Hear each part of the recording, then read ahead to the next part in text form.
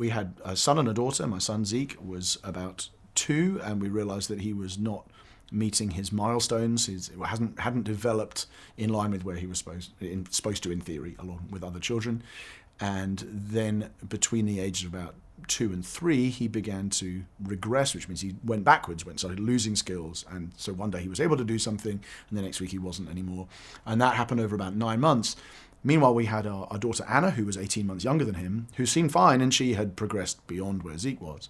But then the same thing happened with her, and actually much more so. So she much more severely regressed. And she went, for 17 months, she was losing skills and going backwards and losing the things that she'd done. And so now they're actually at different stages. Zeke has recovered and gone well beyond where he was when he was 2, but Anna is still behind where she was. She's now 7, but she's behind where she was. She's functions about the age of about 18 months in lots of ways.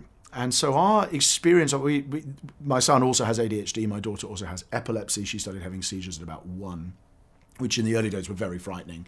They're now much more under control with medicine and so on.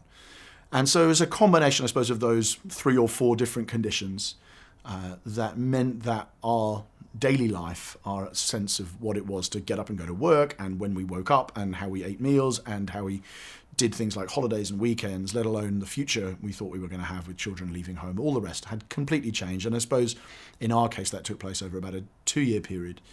And so in a sense, our story was really one of then going, we now need to think again about everything, every aspect of our lives. We still love God. We still want to honour him.